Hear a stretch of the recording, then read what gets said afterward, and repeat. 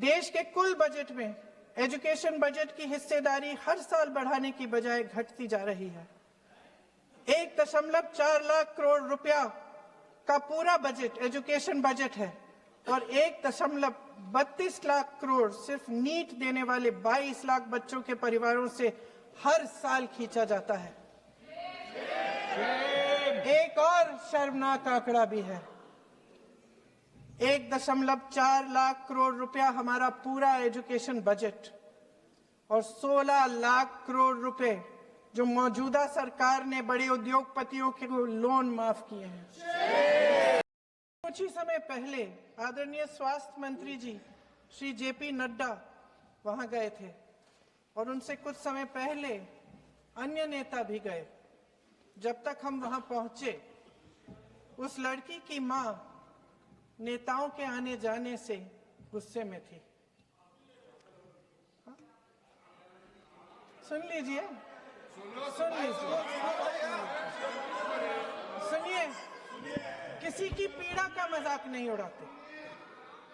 कोई भी हो, किसी की पीड़ा का मजाक नहीं उड़ाते। आप संसद में बैठे हैं, निशिकांत जी आप बना रहे हो। जब तक हम वहां पहुंचे, उस लड़की की मां नेताओं के आने जाने से गुस्से में थी। किस लिए आए हो? उसने आईसीयू के दरवाजे के बाहर खड़े होकर हमें पूछा।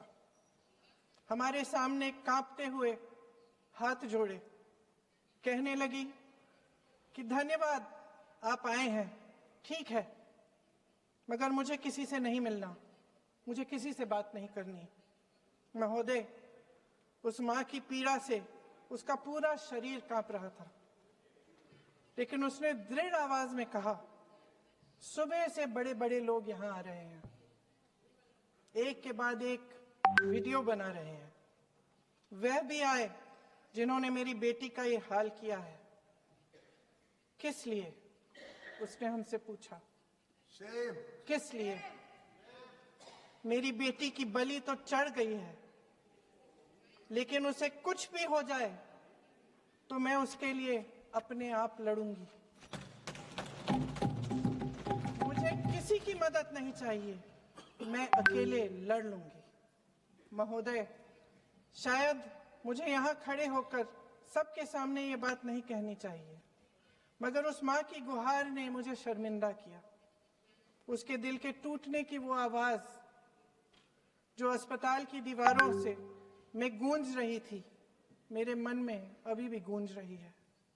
इसलिए उस माँ की इजाजत लिए बिना मैं आपके द्वारा आदरणीय प्रधानमंत्री महोदय जी और आदरणीय गृह मंत्री महोदय जी से पूछना चाहती हूँ कि क्या जरूरत थी एक मासूम बच्ची पर इस तरह दमन करने की?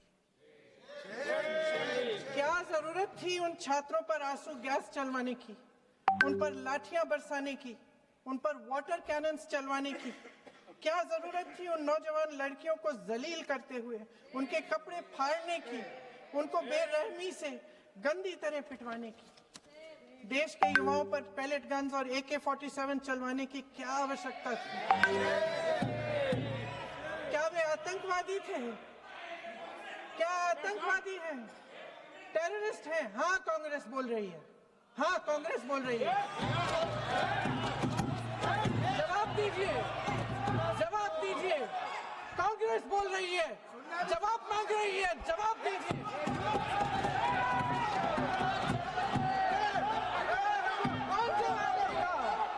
कौन जवाब देगा? गृह मंत्री जी जवाब देंगे। किसने ऑर्डर दिया? किसने ऑर्डर दिया पैलेट गन्स चलाने के लिए? किसने ऑर्डर दिया? आपके माध्यम से मैं पूछती हूँ अध्यक्ष महोदय, किसने ऑर्डर दिया? प्रधानमंत्री जी ने दिया? गृह मंत्री जी ने दिया? जवाब देंगे? पूरा देश पूछ रहा है, सिर्फ कांग्रेस पार्टी नहीं पूछ रही है, पूरा देश पूछ रहा है।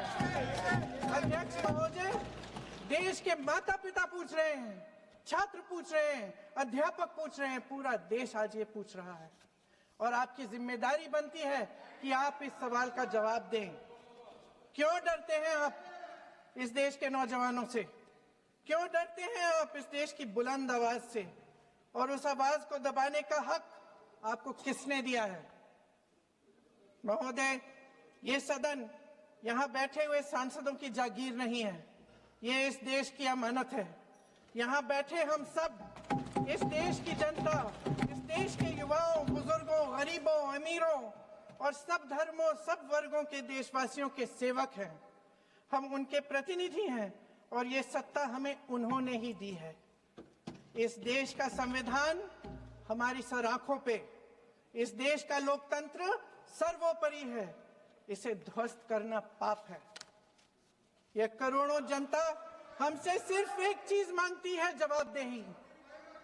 इंग्लिश में इसे अकाउंटेबिलिटी कहते हैं। अपनी पीड़ा व्यक्त की, गांधी जी के दिखाए हुए रास्ते पर अहिंसा और सत्य को अपने दिलों में रखते हुए, गाते, मुस्कुराते हुए शांतिपूर्वक प्रदर्शन किया। लोकतंत्र के सबसे पवित्र सिद्धांत के तहत उन्होंने अपनी आवाज उठाने का अधिकार कायम किया। ये उस भारत के बच्चे हैं जो गांव में रहते हैं, जो महानगरों में रहते हैं, जो छोटे कस्बों में, छोटे शहरों में रहते हैं, जहां माँ अपने गहने बेच देती है, पिता अपनी जमीन गिरवी रख देता है, एक परिवार अपनी पूरी जिंदगी की कमाई बच्चे के सपने पर खर्च देता है। और अब उन्हीं बच्चों को लगने लगा है कि आज इस देश में मेहनत से ज्यादा बेईमानी मायने रखती है, मेरिट से ज्यादा पैसा मायने रखता है। तब सिर्फ एक छात्र नहीं हारता, उम्मीद हारती है। इन परेशान बच्चों ने अपनी उम्मीदें आपसे साझा की। उनकी मांगे क्या थी? कि पेपर लीक करके उनके साथ जो बार बार अन्याय किया जा रहा है उस पर कार्रवाई की जाए, कि जो सिस्टम उनके भविष्य को कुचल रहा है उसे सुधारा जाए, कि जो माफिया उन्हें घेरे हुए है उसे हटाया जाए, कि जिस मंत्री के कार्यकाल में यह सब हुआ वह इस्तीफा दे, कि उन पर बर्बरता करने वालों पर कार्रवाई की जाए और उसके लिए माफी मांगी जाए। बस यही उनकी मांग थी ना, कि जो शिक्षा और स्वतंत्र अभिव्यक्ति का अधिकार उन्हें संविधान ने दिया है उसे कायम रखा जाए। महोदय, हमारे एजुकेशन सिस्टम में कुछ समय से बहुत खामियां भर चुकी हैं। बच्चों पे जो प्रेशर डाला जाता है उसकी वजह से सैकड़ों बच्चों ने आत्महत्या कर डाली है। उससे भी ज्यादा बच्चे डिप्रेशन में डूब रहे हैं। परिवारों पर बच्चों को पढ़ाने लिखाने के लिए घूस, capitation fees, tuition fees, coaching fees आदि के घिनौने दबाव हैं। लोन लेने पड़ते हैं, सामान बेचना पड़ता है और उसके बावजूद कोई गारंटी नहीं कि उनके बच्चों के भविष्य मजबूत बन पाएंगे, क्योंकि बेरोजगारी चरम पे है।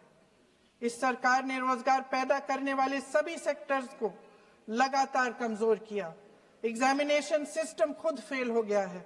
पिछले दशक में 152 पेपर लीक हुए, 750 करोड़ छात्र प्रभावित हुए, मगर एक भी दोषी, एक भी माफिया को सजा नहीं।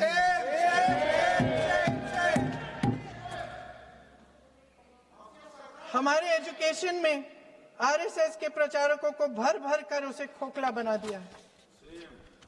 जबरदस्ती एनटीए बनवाकर सिस्टम का केंद्रीकरण करके उसे और भी उलझा दिया। देश के कुल बजट में, हाँ जी जबरदस्ती, आपने अभी अभी सुना तमिलनाडु के हमारे साथी क्या कह रहे थे।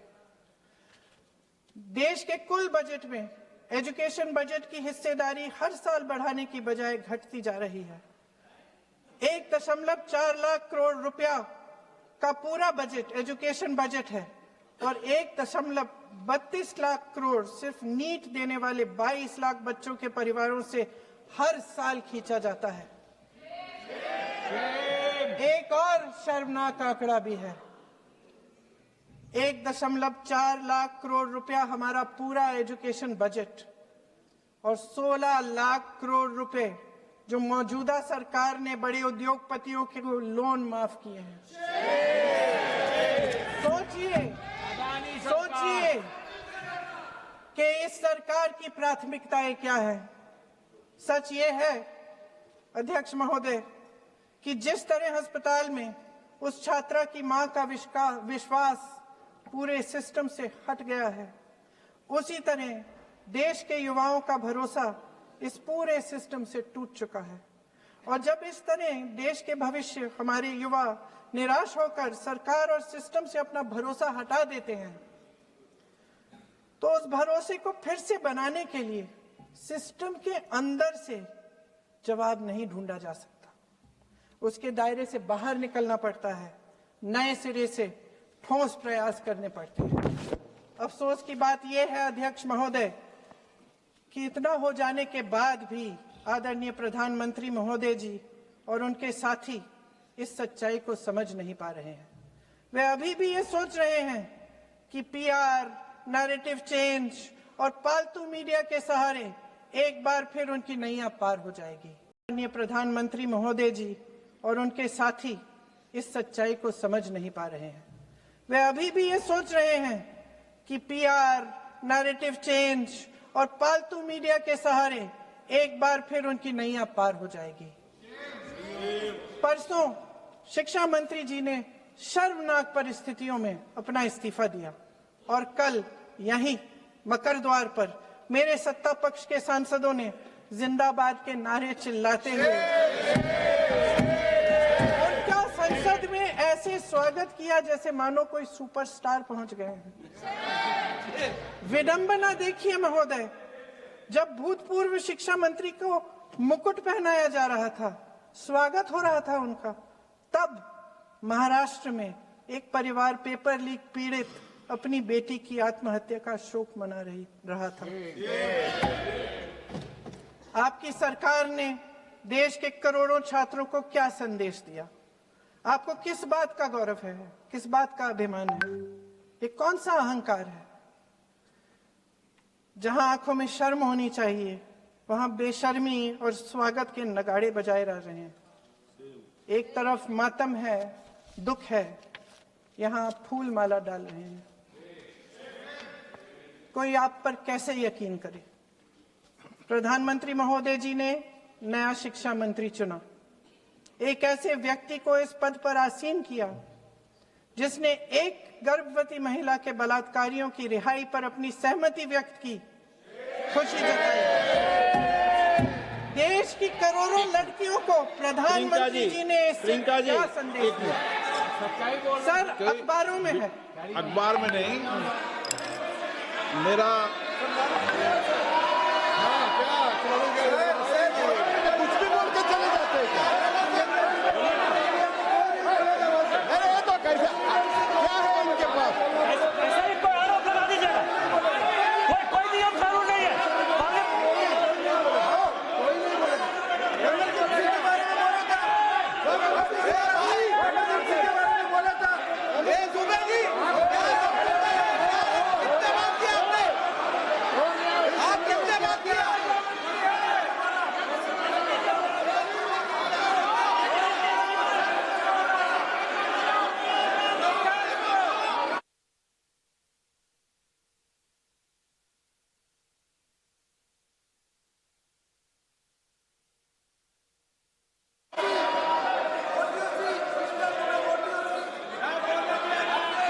अध्यक्ष महोदय जी, जो श्रीमती प्रियंका वाड्रा गांधी जी बोल रही थी, तो बीच में उनके वहां से भी टोका टोकी पहले भी हुए, हमारे यहाँ से भी हुए थे। अभी हम लोग तो शांति से सुन रहे हैं, लेकिन जो अभी अभी हमारे वर्तमान नए शिक्षा मंत्री को जो उन्होंने टिप्पणी की, कैरेक्टर असैसिनेशन है एक तरीके से संसद में, और इस तरीके के भाषा हम उम्मीद नहीं करते हैं। मैं इसमें प्रहलाद जोशी जी ने भी खुद कहा है, एक तो उन्होंने प्रियंका जी ने जो गलत बात कही है रिकॉर्ड पे, उसको रिकॉर्ड से हटा दिया जाए। दूसरा इस तरह का भाषा का इस्तेमाल ना करें। आपने डिबेट से पहले आपने अपील किया कि संसद में डिबेट का स्तर को नहीं गिराने चाहिए। उनके पार्टी के वो सीनियर लीडर है, वो पहली बार चुन के आए हैं, मगर उनके पार्टी में सीनियर है, जिम्मेदारी के साथ बोलना चाहिए। अगर पूरा ऑथेंटिकेट नहीं कर सकते